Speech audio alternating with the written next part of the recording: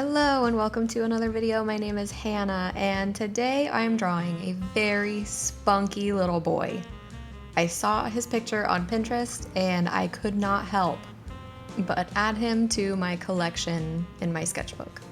So I have recently become very obsessed, and that might be a too easy of a word. It's much more than obsessed with charcoal. It has my brain salivating whenever I use it, and that's all that I want to do all the time. So I keep finding different ways to use charcoal, and mixing it up with different mediums I think has been really a fun experiment. So today I'm experimenting a little bit more with alcohol markers underneath my charcoal drawing. I did that in the past. On my last video, I don't know if you saw the bulldog, but I sketched first on that video with my alcohol markers, and I kind of regret doing my sketch first with alcohol markers, something that's really permanent. So in this picture, I went in very lightly with the smudge tool for the charcoal marker just to get the placement of everything right before I put down something so permanent as alcohol markers. And my goal with the alcohol markers is just to give like a basic color. I'm not really wanting to do a full coloring first, and I want to lean more into this being like a contrast heavy picture with the charcoal rather than with the markers. I hope that makes sense.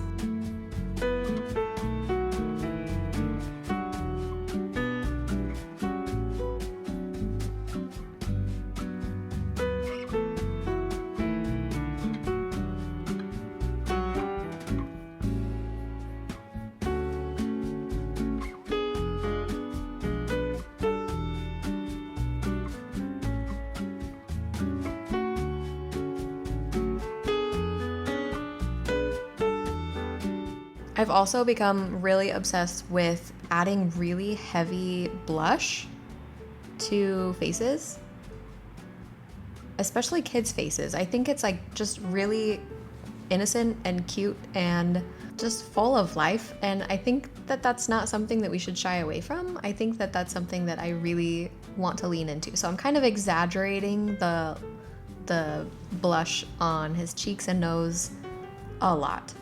And I stand by my decision to do that. I think it's just a fantastic idea.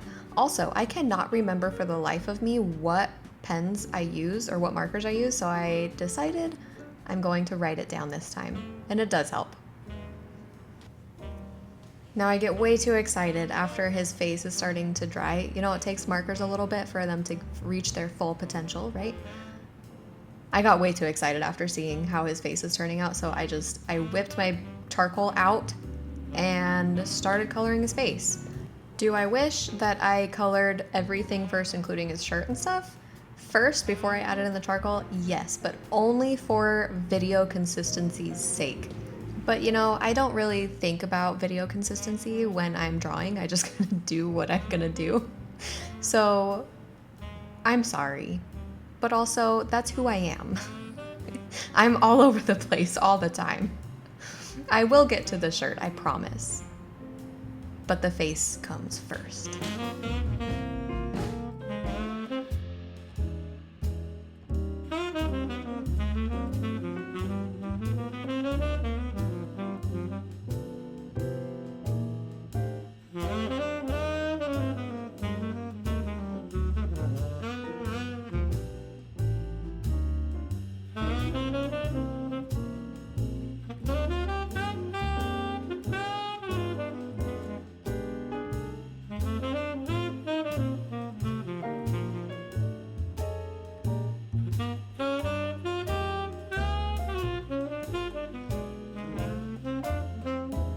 So there is a reason why I did not color the lips first before I went in with charcoal, and that's because I didn't want to guess where the lips were gonna go.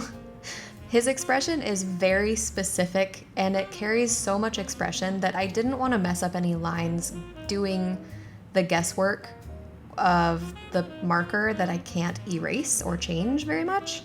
So I wanted to do the lines with the charcoal first before I added the marker so that I knew that's where I wanted the marker to go.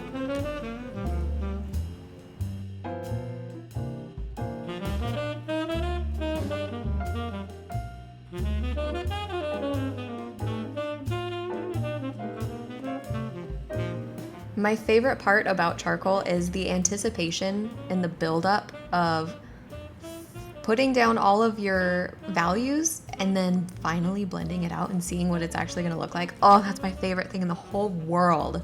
So as I'm adding in the charcoal to these spots, I'm just thinking, oh, I cannot wait to blend this. I'm so excited.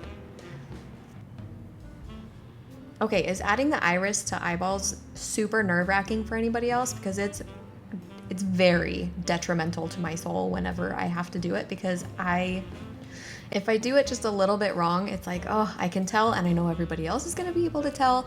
So I usually save the eyes for last just because I'm a little bit too nervous to do it.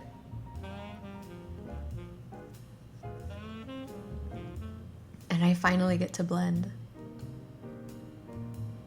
I almost can't even talk because I'm just too excited to see how this is gonna turn out. Now this is just the first layer. I will be going in again and darkening up some of the shadows and also lightening up some of the highlights with eraser. This is just preliminary layer to make sure that we get all of the main shadows down and also create anchor points so that we can continue the drawing with more layers. So I started off blending with that really soft blender tool, and it was just too soft for the occasion, and I realized it wouldn't let me get any of the fine details that I want, so I switched over to this pointy tool, the pointy smudger, and it's helping to get a darker blend, and also the point of it helps to add in a lot of the detail like around the nose. And I'm not really aiming for super fine details at this point. This is just preliminary blending layer, and so I took out the big one, the big boy. Now I'm gonna go in with the really soft blender and do some of the soft blending that you can't really get easily anyway with that other pointy blending tool.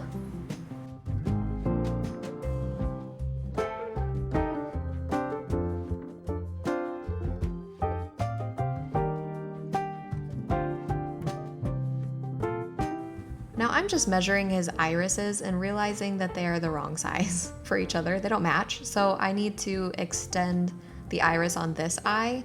And then I also want to move that eye over a little bit closer to the edge of his face. Since he is just barely turned, I don't want his eyes so close to the middle of his face. I want it to be just a little bit further over. So when I'm doing some blending, I will be blending with that in mind to move the eye over. So I might be making some odd decisions here, but that's why.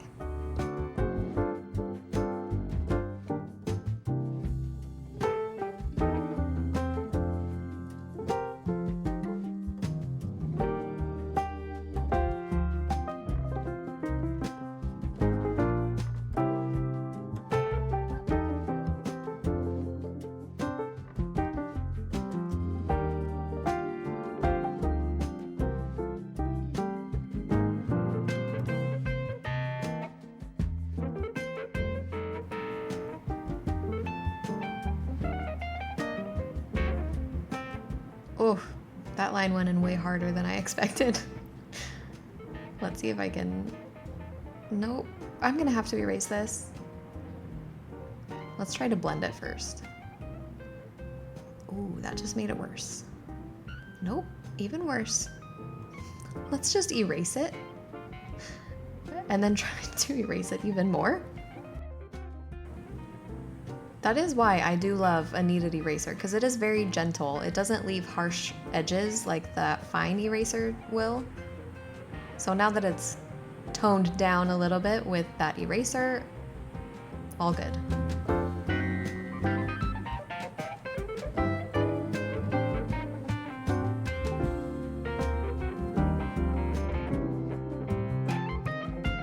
Now when I went in to color the eyes that gray color, I forgot to leave the reflection circle white, so I do plan on using like a white colored pencil or a gel pen to add in that reflection bubble a little bit more prominently.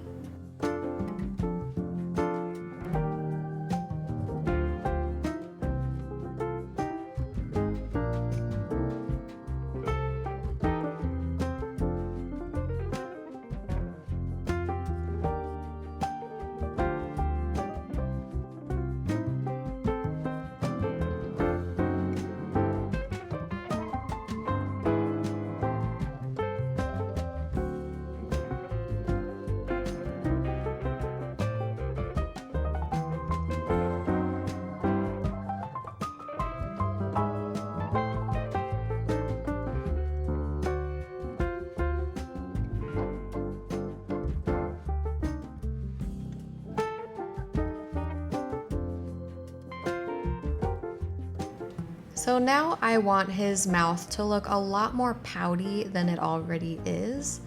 And I think the way that I'm gonna do that is to raise up this shadow just a little bit higher to really emphasize that super sassy expression that I was going for. And now I'm just adding in some final details to the face before I go in with the dreaded hair. I am dreading the hair, by the way. Hair, I feel like I can never get the hair 100% matching with the vibe of the face. Like, it's not ever up to par with how the face is. And honestly, this drawing might turn out to be the same. I think it's just something that I'll need to practice a lot with intention, is to try to learn how to do hair better. It's just something that I'm really nervous about all the time, so I don't want to touch it ever. And that's not how I'm gonna get better at it, is by just ignoring it all the time. I need to do some kind of a study with hair and try to get better at it in order to get better. That's how practice works. With practice, you get better. But at this point, I'm kind of going about it the same way that I did the face, which is to go in with my really dark parts, and then I'm going to be blending it out. And then from there, I'll go in with another layer of dark and then lighten up some of the highlights. But first, I always forget the ear. I always forget something. So detour on the ear, and then we'll get back to the hair.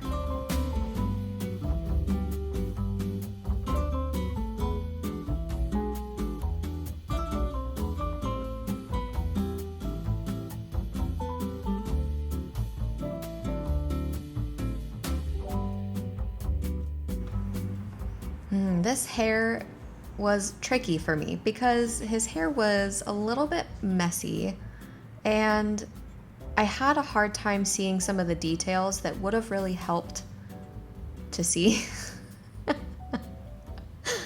Duh. My imagination for hair is subpar. There's no imagination for hair, so I pretty much have to go off of my references, and when it's not there and I'm left to my imagination, I'm like, let's just make it black. Let's make it dark, and hopefully that will hide the fact that I have no idea how this is looking. So yeah, that's what happened with the top of the hair, and now I am adding the reflection circles. And I also decide that I want to make his eyes a little bit more vibrant, so I'm going in with some blue just to add some vibrancy, and then I will go in with a lighter blue to add some lighter vibrancy.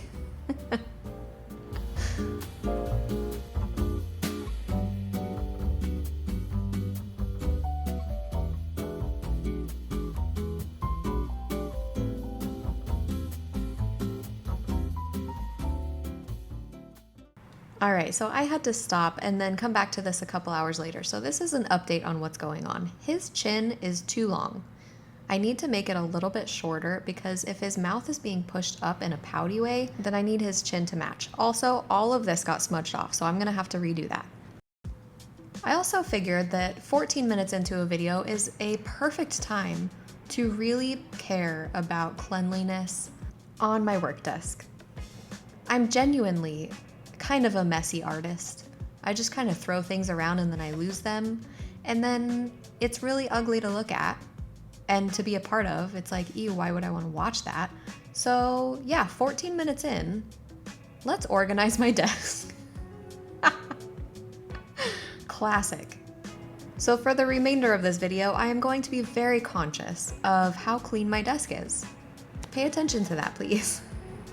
All right, so I'm almost done with the smudge tool, mapping out where his shirt and coveralls, are they coveralls or overalls? I'm not really sure, I don't know the difference. Anyway, so I'm almost done mapping those out, and now I color with this really cool blue color. It was between this and a warmer color, and I decided to go with this cool one for no reason in particular. It was so similar to the blue one. This one was just a little bit cooler in tone. And then for the coveralls, I just went with the dark color of the hair for consistency's sake so that I don't have to pull out lots of different colors. And I think that keeping your color palette really minimalistic can be very impactful. So that's what I'm doing on this one. I'm keeping it mainly oranges and blues.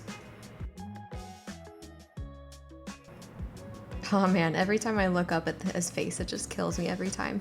It's such a funny guy. Such a big expression for such a little human. I think that it was a really great idea to go in with the alcohol markers first and kind of add in like those very faint shadows first, because it really helped my brain to know where to put the charcoal and play off of the shadows in the alcohol marker a little bit. I hope that makes sense.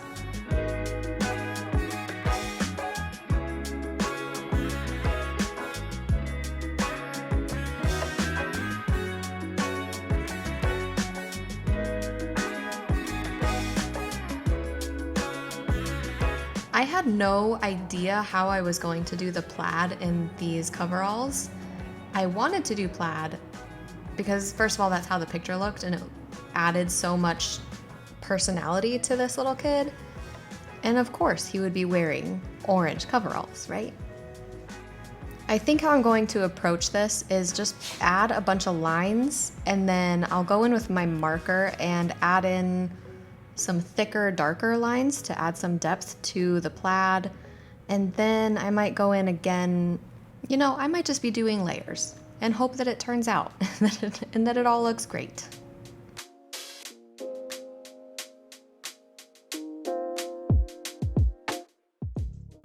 Now is as good a time as any to show you what kind of my goals are for the marker underlayer with the charcoal on top.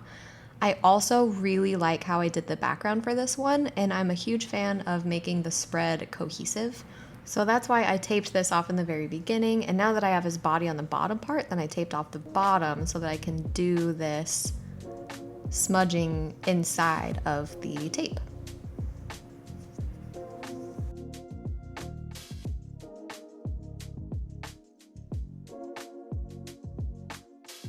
On the other page, I don't know if you noticed, I did really thick outline to her, and I kind of wanted to bring that over to this side, but then I also kind of didn't. So I chose very select locations to add in the thick lines, but then also sometimes I didn't do like a thick line, I did like a really blended outline, and this part was also really bothering me, so I had to erase that big old smudge under his hair. Do you see how neat I kept my space this whole 5 minutes? Oh, now that I took off the tape, I have to add in the thick lines under that tape, and then same on this side.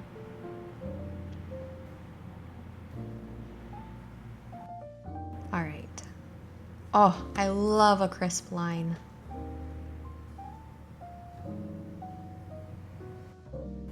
Oh, why did I do that? I should have done the other one first.